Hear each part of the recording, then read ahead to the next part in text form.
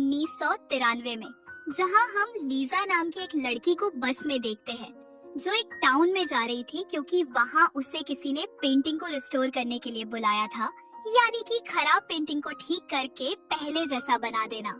यही लीजा का काम था। इस बस में 3 दोस्त भी जा रहे थे। इनमें 2 लड़कियां और एक लड़का था जिनकी लीजा से काफी अच्छी दोस्ती हो जाती है। इनमें एक लड़की का नाम ट्रेसी था। ये तीनों ही साइंटिस्ट थे जो उसी टाउन के एक गांव में जानवरों पर रिसर्च करने के लिए जा रहे थे। रात को ये सब उस टाउन पर पहुंच गए। लीजा को तीनों के साथ काफी अच्छा लगा, इसीलिए वो कहती है क्यों ना काम से फ्री होने के बाद हम कहीं घूमने चले जाएं। इस पर ट्रेसी कहती है कि कुछ दिन तक हमारा काम बिल्कुल खत्म हो जाएगा, फिर मिलते हैं। और हाँ, हम एक बार में मिलेंगे जो करीबी है। अब ये तीनों तो जंगल की तरफ चले गए जबकि लीजा होटल के लिए निकल जाती है। अगले दिन लीजा एक बस स्टॉप पर बैठकर बस के आने का इंतजार कर रही थी ताकि वो उस मेंशन में जा सके जहां उसे पेंटिंग को रिस्टोर करने के लिए जाना था। तभी उसके पास एक लड़का आकर कहने लगा, मैडम आप यहाँ बेकार बैठी हैं, इधर कोई बस नहीं आ रही है, और वैसे आपको कहाँ जाना है? जब लीजा उस मेंशन के बारे में बताती है तो लड़का कहता है, मैं भी वहीं जा रहा हूँ, तो चलिए आपको भी छोड़ देता हूँ।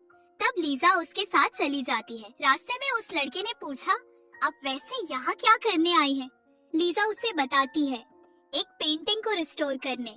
अब मेंशन पहुंचकर लड़का उससे कहता है, मैं एक बार का मालिक हूँ, काम खत्म करने के बाद आप मेरे बार में लाजिमी आइएगा, मुझे अच्छा लगेगा। अब लीजा उसे भी गुड बाय बोलकर मेंशन में आ जाती है जहाँ उसकी मुलाकात वहाँ की मालकिन से होती है जिसका नाम एमा था। वो काफी जवान और खूबसूरत थी। लीजा को पेंटिंग दिखाती है जो काफी बड़ी थी और उस पर मोटी मटी कालिज की तह जमी हुई थी, जैसे पता न हो कितने सालों से उसे किसी ने साफ भी नहीं करवाया। इसी पेंटिंग को लीजा ने साफ करना था। पहले यह काम उसके डैड को दिया गया था लेकिन वो मसरूफ थे तो उनकी जगह लीजा आई थी। एमा उससे कहती है, आपको ये पेंटिंग 2 हफ्तों में साफ करनी होगी और मुझे उम्मीद है कि आप भी अपने डैड की तरह ज़हीन हैं और अपना काम टाइम पर खत्म कर लेंगी। लीजा कहती है, जी हाँ मैडम, मैं आपको यूज नहीं करूँगी। अब एमा वहाँ से चले गई और लीजा अपने काम पर लग जाती है।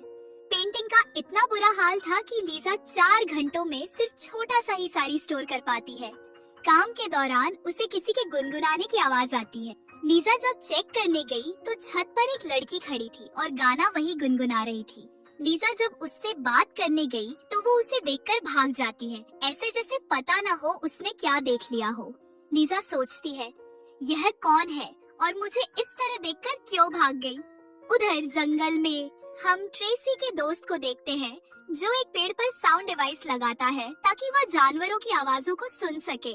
पर अचानक उसे बड़ी ही अजीब आवाज सुनाई देती है जो किसी जानवर की तो नहीं लग रही थी।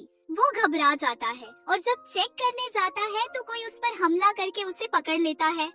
उसकी चीख की आवाज सुनकर दोनों लड़कियां भी अपने टेंट में जाग जाती हैं। उन्हें लगता है कि जरूर हमारे दोस्त को कुछ हो गया है, इसीलिए ट्रेसी की फीमेल फ्रेंड उसे चेक करने जाती है। वहाँ उसे अपने दोस्त का कैप पड़ी हुई मिल जाती है जिस पर खून लगा हुआ था। घबराते हुए वो वापस आती है और ट्रेसी को बताती है कि यहाँ कोई गड़बड़ है और हमें पुलिस को कॉल करनी चाहिए। मगर कुछ और बताने से पहले कोई पीछे से आकर उसे भी पकड़ लेता है। यह देखकर ट्रेसी काफी डर जाती है, मगर अगले ही पल कोई उसे भी मारकर बेहोश कर देता है। जब ट्रेसी को होश आता है तो वो खुद को एक जेल जैसी जगह पर बंद देखती है जहाँ वो अपने दोस्तों को भी देखती है जो भी लॉकअप में बंधे हुए हैं। यह जगह बहुत ही गंदी और काफी पुरानी थी। यहाँ चूहे रेंग रहे थे और इन लॉकअप वाली जगह के बीचों बीच एक कुआं भी था।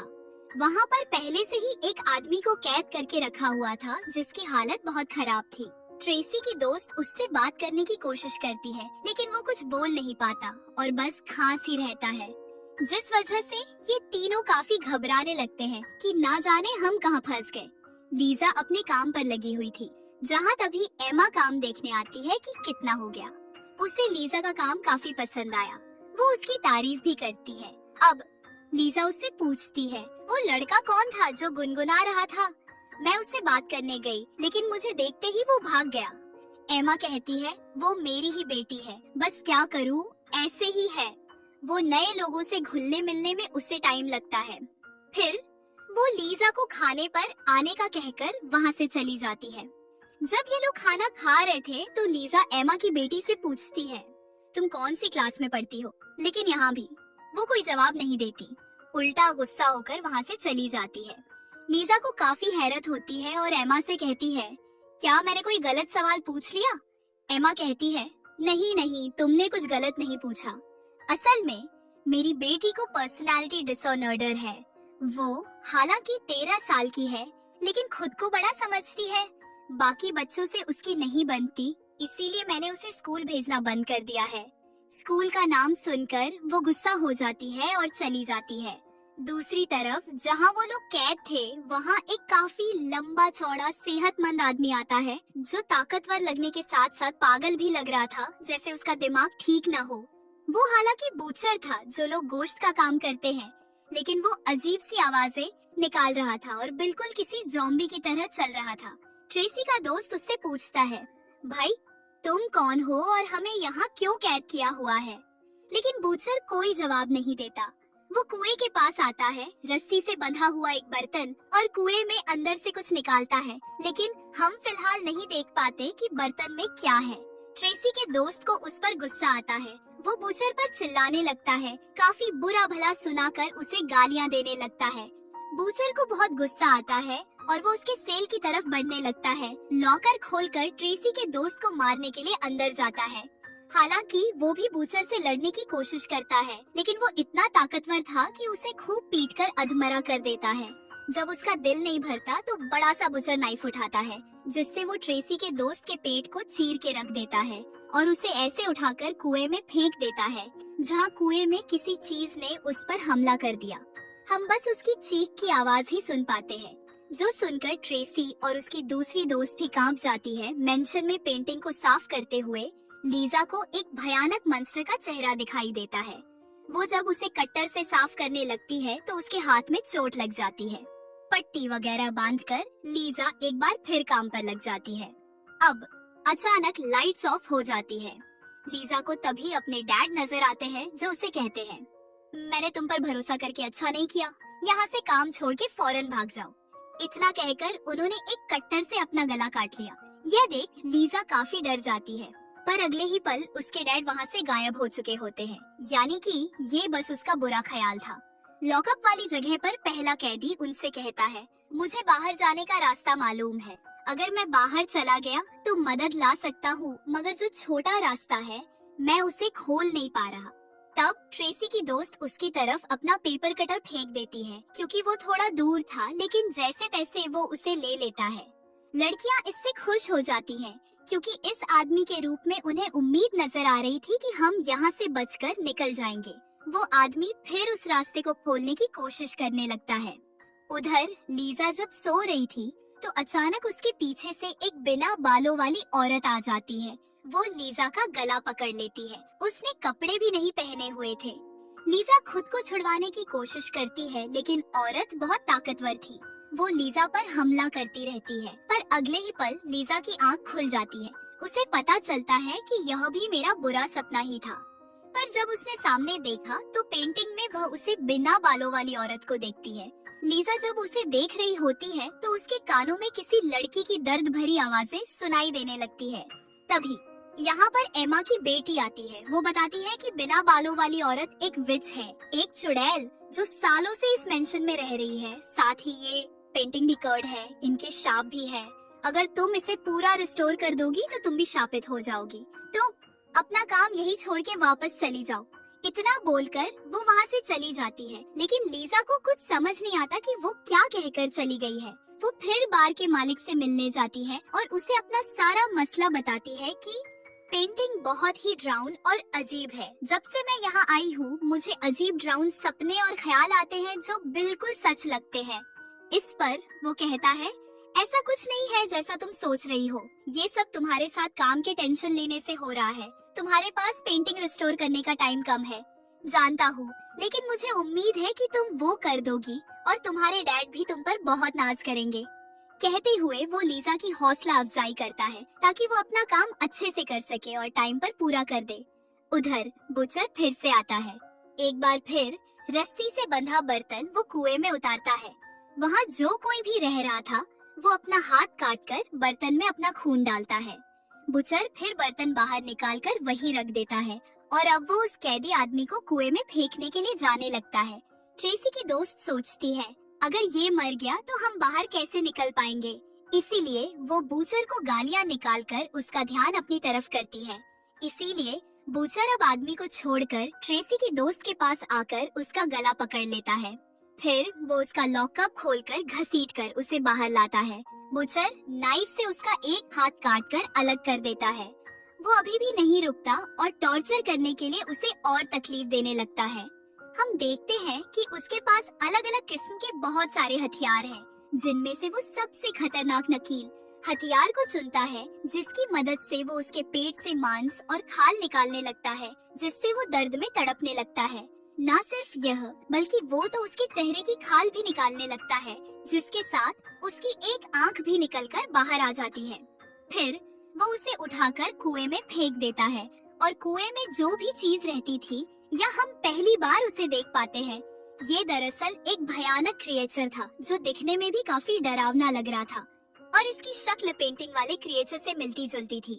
वो दर्दनाक तरीके से ट्रेसी की दोस्त का पेट छीड़ देता है, फिर उसकी अंडियां निकालकर बुरी तरह खाने लगता है और उस बेचारी की मौत हो जाती है। उधर एमा की बेटी एक कपल को देखकर जेलस होते हुए रोने लगती है, जहाँ तभी उसके पास लीजा मिलने आती है। वो कहती है, तुम्हें आखिर क्या परेशानी है, मुझे बता सकती हो। तब एमा की बेटी कहती है, सारी गलती मेरी मॉम की है, उन्हें मेरी कोई फिक्र नहीं है, बस अपनी पड़ी। और मुझे तो लगता है कि मैं हमेशा अकेली रहूंगी, मुझे कभी कोई साथी नहीं मिलेगा। इतनी ही देर में एमा भी आ जाती है। तब उसकी बेटी उस पर गुस्सा करते हुए कहती है, चली जाओ यहाँ से, मुझे आप बिल्कुल भी पसंद नहीं है, मैं आपकी शक्ल भी देखना नहीं चाहती। अब एमा लीजा को लेकर कमरे से बाहर आ जाती है। वो कहती है, मेरी बेटी को दोस्त चाहिए, वो भी अपनी उम्र से बड़ा। अब तुम ही बताओ, आखिर मैं इसकी इजाजत उसे कैसे दे सकती हूँ, जबकि खुद तो वो छोटी है। बस इसी बात की वजह से हमेशा वो मुझसे नाराज रहती है। पेंटिंग वाला काम करने के बाद जब लीजा सो रही थी तो उसके कमरे में ट्रेसी एक व्हीलचेयर लेकर आती है। वो रो रही थी। व्हीलचेयर पर उसका जख्मी दोस्त बैठा हुआ था, जिसके पूरे जिस्म से खून निकल रहा था, जगह जगह से मांस नोचा हुआ था। ट्रेसी लीजा को देखकर बुरी तरह रोते हुए उससे मदद मांगती है, लेकिन अगले ही पल लीजा उठ जाती है। यानी कि यह भी उसका बुरा सपना था, पर इससे वो इतना डिस्टर्ब हो गई कि अपने दोस्त बार के मालिक से मिलने जाती है और कहती है, मैं बहुत परेशान हो गई हूँ सारी सूरत हाल से और अब मैं यहाँ नहीं रुक सकती, मुझे वापस जाना है, मुझे बहुत डर लग रहा है, यहाँ ऐसा लगता है जैसे इस पूरी जगह पर कोई अजीब सी चीज है। बार का मालिक कहता है, ऐसा कुछ नहीं है जो तुम्हें नजर आ रहा है, वो बस बुरे सपने और ख्याल हैं और तुम्हें अपना पेंटिंग वाला काम नहीं छोड़ना चाहिए। इतने टाइम से मैं भी तो यहाँ रह रहा हूँ, मुझे तो कभी कुछ अजीब नहीं लगा। अब लीजा उससे कहती है, बस में मेरे साथ 3 और लोग भी आए थे, मेरी उनसे दोस्ती हो गई थी, क्या वो तुम्हारे बार में आए थे? लीजा पूछती है, क्योंकि मैंने ही उनसे कहा था कि काम खत्म करने के बाद बार में मिलने आना। इस पर वो इनकार करते हुए कहता है, नहीं तो मैंने तुम्हारे अलावा किसी को भी नहीं देखा। लीजा कहती है, मगर ऐसा कैसे हो सकता है, क्योंकि मैंने ही उनसे कहा था कि हम कहीं घूमने चलेंगे काम खत्म करके। बार का मालिक कहता है, क्या पता वो काम खत्म करके वापस चले गए हो। हाँ, मैं एक काम कर सकता हूँ, तुम ऐसा करो, काम समय पर निपटा लो, हम दोनों कहीं घूमने चलेंगे ताकि तुम्हारी टेंशन थोड़ी कम हो सके। अब लीजा को भी लगने लगा कि हो सकता है यह सब काम के स्ट्रेस की वजह से हो रहा हो। मेरे साथ तो रात को सोने से पहले वो स्ट्रेस की गोलियां लेती है और अचानक उसे बार टब में से किसी लड़की के रोने की आवाज आती है। लीजा जब पर्दा हटाकर देखती है तो बार टब में ट्रेसी की दोस्त जख्मी हालत में पड़ी हुई थी। उसका ना एक हाथ था और ना एक आंख और वो दर्द की वजह से ही रो रही थी। उसे देख लीजा काफी घबरा गई और वहाँ से भागने लगती है, पर तभी सामने से एमा आ गई। वो देखती है कि बार टब का नल खुला हुआ है और उसमें पानी भर रहा है। वह लीजा से पूछती है, ये सब क्या है? पर जब उसने लीजा की स्ट्रेस की दवाई देखी तो उससे पूछती है, क्या तुम नशा लेती हो? तब लीजा जवाब देती है, मुझे कुछ टाइम चाहिए, एक ब्रेक, क्योंकि मैं फिलहाल काम करने की हालत में नहीं हूँ। पर एमा मना कर देती है और कहती है, तुम्हें टाइम पर कैसे भी करके काम खत्म करना होगा, क्योंकि तुम्हारे डैड ने मेरे साथ एक एग्रीमेंट किया था कि अगर तुम काम को टाइम पर खत्म नहीं कर पाई तो मैं तुम्हारा स्टूडियो बंद करवा दूंगी। उधर उस कैदी ने आखिर बाहर जाने का रास्ता खोल लिया था, पर जैसे ही वो बाहर जाने लगा, क्रिएचर उस आदमी को पकड़ लेता है। वह उसका पूरा चेहरा नोच नोच कर खाने लगता है, फिर उसका पूरा जिस्म भी खाने लगा और ट्रेसी उसकी दर्द भरी चीखें सुनकर कांप उठती है। दूसरी तरफ एमा कुछ पी रही थी जो खून की तरह लग रहा था, और तभी उसके पीछे बिना बालों वाली विच आकर खड़ी हो जाती है। यानी एमा की बेटी ने जो कहा था, सच कहा था कि वो विच इस घर में रहती है। और यह सीन देखकर लगता है जैसे एमा और ये विच एक दूसरे को जानते हैं। लीजा जब पेंटिंग साफ कर रही थी तो उसने बहुत ही भयानक चीज देखी। उसने जैसे एक लड़की को कुर्बान किया जा रहा था, उसे फांसी पर लटकाकर। इतने में एमा की बेटी भी यहाँ आ गई, जो काफी घबराई हुई थी और एक बार फिर उसे पेंटिंग का काम करने से मना करती। अब जाकर वह सारी बात बताती है। यह पेंटिंग 1493 में बनाई गई थी और उस टाइम के सबसे खतरनाक वाकये को इस पेंटिंग में दर्शाया गया है। कुछ खतरनाक शैतानी लोगों ने एक छोटी लड़की की कुर्बानी दी थी, एक खतरनाक क्रिएचर को बुलाने के लिए, ताकि वो उस क्रिएचर को बुलाकर अपने कंट्रोल में कर सके और उसे अपने लिए इस्तेमाल कर सके। यहाँ हम देख पाते हैं कि उस विच के साथ एमा भी मौजूद है, जिसका मतलब साफ था कि एमा भी एक विच थी और दोनों इस टाइम कोई मंत्र जैसी चीज पढ़ रहे थे, जिसे पढ़कर वो ग्रेजर उनके सामने घुटनों के बल बैठ जाता है। यानी कि उन्हें अपने वश में करने में ये लोग कामयाब हो गए। अब एमा की बेटी लीजा को बताती है, उस टाइम इस कर्स को मेरी माँ ने जिंदा किया था और उसे अपने कंट्रोल में इसलिए किया था ताकि वो क्रिएचर का खून पीकर हमेशा जवान और खूबसूरत बनी रही। यानी कर्स मेरी माँ के लिए शिया आपसे ज्यादा कोई खजाना था। उन्होंने अपने साथ साथ मुझे भी ये कर्स लगा दिया था जब मेरी माँ ने वो सब किया था। उस टाइम मेरी उम्र 13 साल थी।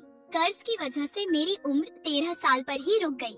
लेकिन हाँ, आज रात इस कर्स का असर खत्म होने वाला है, क्योंकि उस टाइम भी रेड मून की रात थी और आज भी रेड मून की ही रात है। अगर आधी रात को चांद की रोशनी इस पूरी रिस्टोर पेंडिंग पर पड़ गई तो फिर यह कर्स एक बार फिर पूरे 500 सालों के लिए जिंदा हो जाएगा।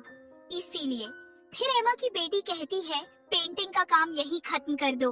अब लीजा को लग रहा था जैसे वो कोई कहानी बना रही है, इसलिए वो कहती है, तुमने जो स्टोरी मुझे सुनाई है वो बहुत अच्छी है, लेकिन फिलहाल यहाँ से जाओ, मुझे आज ही इस पेंटिंग का काम खत्म करना है। ये सुनकर एमा की बेटी कहती है, मैं कोई कहानी नहीं बना रही, वो क्रिएचर एक लॉकअप वाली जगह पर बने कुएं में है, जिसे खिलाने के लिए उन्होंने 3 लोगों को पकड़ा है। फिर वो लीजा को उनका हुलिया बताती है, जो सुनकर कहीं न कहीं लीजा को लगा कि ये तो ट्रेसी और उसके दोस्त हैं। ये बात उसे टाली नहीं गई। वो एमा की बेटी से पूछती है, बताओ इस टाइम वो तीनों लोग कहाँ हैं? तब एमा की बेटी उसे अपने साथ ले जाती है और उसे एक खुफिया दरवाजा दिखाती है, जहाँ से वो अंदर लीजा को उसी बुचर को दिखाते हुए कहती है, उनके लिए लोगों को पकड़ पकड़ कर लाने का काम यही करता है। ये देख, हम समझ पाते हैं कि वो लॉकअप वाली जगह मेंशन के साथ ही जुड़ी हुई है। बूचर उस क्रिएचर को खाना खिलाने जाने ही वाला था कि तभी एमा की मॉम अपनी बेटी को आवाज लगा लेती है, तो तुम्हें वहाँ से जाना पड़ेगा। तो अब लीजा अकेली अंदर जाती है। उसे वहाँ एक काफी पुराने टाइम का हथियार मिलता है, जिसे लेकर वो बूचर का पीछा करने जाती है, पर तभी उसका पैर कुछ सामान से टकरा जाता है, जिससे आवाज पैदा होने की वजह से बूचर अलर्ट हो गया। हाथ में चाकू लिए वो चेक करने जाता है। लीजा काफी डर गई थी। वो फौरन एक जगह पर छुप जाती है। बूचर जब वहाँ आया तो उसने देखा कि वहाँ चूहे थे। उसे लगा कि शोर इन्हीं से आया होगा, तो लीजा को बिना देखे ही वो यहाँ से चला जाता है। वो अब ट्रेसी के लॉकअप की तरफ बढ़ा, लेकिन उसे क्रिएचर को खिलाने से पहले वो उसके साथ गलत हरकत करने की कोशिश करता है।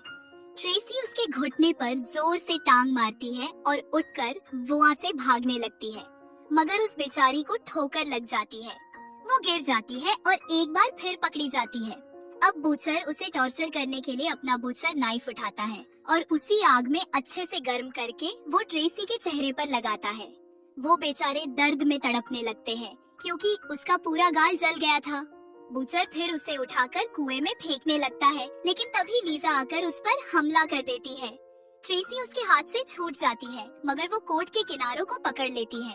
अब बूचर और लीजा को मारने के लिए आगे बढ़ा, लेकिन लीजा उसे मार मार कर जख्मी कर देती है। जब वो नीचे पड़ा हुआ था तो लीजा ट्रेसी को कुएं से निकाल लेती है और दोनों भागने लगते हैं। बूचर को जब होश आया तो उसने देखा कि अब तो क्रिएचर को खिलाने के लिए कोई भी नहीं रहा। तभी क्रिएचर टाइम पर खाना न मिलने की वजह से कुएं से बाहर आ जाता है।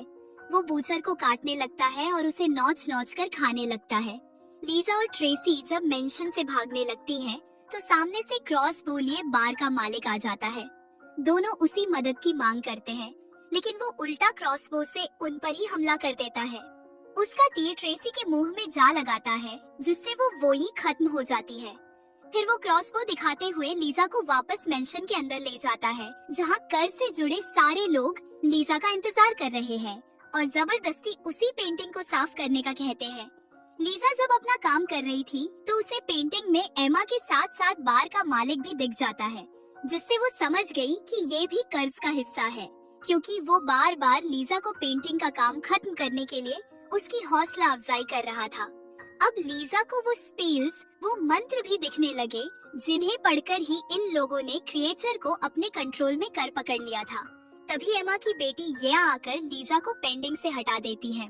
उसने हाथ में मोमबत्ती पकड़ी हुई थी, क्योंकि वो पेंटिंग को जड़ने वाली थी, लेकिन एमा उससे ऐसा करने से मना करती और कहती है, मेरी बेटी, ये सब मैं तुम्हारे लिए ही तो कर रही हूँ। इस पर वो कहती है, नहीं, मेरे लिए नहीं, बल्कि आप खुद के लिए कर रही हैं। मेरी उम्र हालांकि इतनी ज्यादा है कि मैं बूढ़ी हो गई हूँ, लेकिन कर्ज की वजह से मेरी आत्मा एक बच्चे के अंदर कैद है और आपने मुझे भी इस श्राप से भरी जिंदगी गुजारने पर मजबूर कर दिया है। इससे मैं बिल्कुल खुश नहीं, बहुत तंग हूँ। तब एमा बार के मालिक से कहती है, मेरे बेटे को भी मारो। वो जब आगे बढ़ा तो उसे मारने के लिए कहता है कि तभी बीच में लीजा आ गई। लीजा पेंटिंग वाला लोशन बार के मालिक के मुंह पर गिरा देती है। ये देख एमा उसके हाथ से क्रॉसबो लेकर लीजा पर हमला कर देती है और उसे तीर मार देती है। फिर वो अपनी बेटी को मारने के लिए भी आगे बढ़ी, लेकिन तभी ठीक आधी रात का टाइम गुजर गया और क्योंकि पेंटिंग पूरी तरह रिस्टोर नहीं हुई थी, तो लाल चांद की रोशनी भी सही से उस पर नहीं पड़ पाती, जिस वजह से ये कर्ज यहीं पर खत्म हो जाता है, जिससे श्राप से जुड़े सारे लोग तड़पने लगते हैं और उनके मुंह से खून आने लगता है, क्योंकि अब वे भी अपनी असली उम्र में वापस आ रही होती है। एकदम से सब लोग बूढ़े हो गए और क्योंकि उनकी उम्र हजारों साल थी, इसीलिए राख बनकर वे उड़ जाते हैं। तभी एमा की बेटी को भी कुछ होने लगता है। वो लीजा से कहती है, मुझे माफ करना, मैं भी तुम्हारी मदद नहीं कर पाऊंगी, मेरा भी टाइम आ गया है, मुझे जाना होगा। वो भी फिर बूढ़ी हो जाती है, लेकिन अपनी असली उम्र में आकर काफी खुश होती है, क्योंकि आज फाइनली इस श्राप से उसे छुटकारा मिल गया है और फिर वो भी राख में बदल जाती है। अब जैसे तैसे लीजा अपना तीर निकालकर खुद को संभालते हुए येया से जा रही है, तभी सामने से वो क्रिएचर आने लगता है। इसीलिए लीजा जल्दी से दरवाजा बंद करके उस पेंटिंग की तरफ भागती है और स्पेल्स वाले हिस्से को साफ करने लगती है। जब तक क्रिएचर दरवाजा तोड़कर अंदर आता, स्पेल्स वाला हिस्सा साफ होकर नजर आने लगा था। लीजा जैसे स्पेल्स को पढ़ती है, क्रिएचर तड़पने लगता है, यानी इस बार लीजा ने उसे कंट्रोल में कर पकड़ लिया था। इसके बाद हम कहानी में सीधा 30 साल के बाद का टाइम देखते हैं, जहां पेंटिंग पूरी तरह रिस्टोर हो चुकी थी, जिसे जाहिर है कि लीजा ने ही साफ किया था, क्योंकि अब वो इस मेंशन में रहने लगी थी। लेकिन हम देखते हैं कि हालांकि 30 साल गुजर गए हैं, लेकिन लीजा आज भी वैसी की वैसी ही है, यानी वो आज भी जवान ही दिखाई दे रही है। उसने उस जगह को एक लैब में बदल दिया था और यह उसने क्रिएचर को खुला नहीं छोड़ा था, बल्कि पकड़ के रखा था। वो क्रिएचर के खून को अमीर अमीर लोगों को बेचकर बिजनेस चला रही थी और उसने ऐसा तरीका भी ढूंढ लिया था जिसमें वो क्रिएचर को बिना इंसान खिलाए भी जिंदा रख सकती थी। अब लीजा इतना इसलिए बदल गई थी क्योंकि जी हाँ, वो भी श्रापित हो गई थी, क्योंकि जैसा कि एमा की बेटी ने कहा था, अगर तुम पेंटिंग को रिस्टोर करोगी तो तुम भी श्रापित हो जाओगी। तो लीजा के साथ वो ही हुआ था और उस पर ये श्राप का ही असर था। श्राप लीजा की अच्छाई को खा गया और वो भी उन लोगों की ही तरह एक बुरे इंसान बन गई। और क्योंकि रिस्टोर का काम तो वो खुद ही जानती थी, इसीलिए हर बार इस कर्ज को जिंदा करती रही और क्रिएचर से अपना बिजनेस चलाती रही। इसी भयानक एंडिंग के साथ इस फिल्म की कहानी यहीं पर खत्म हो जाती है।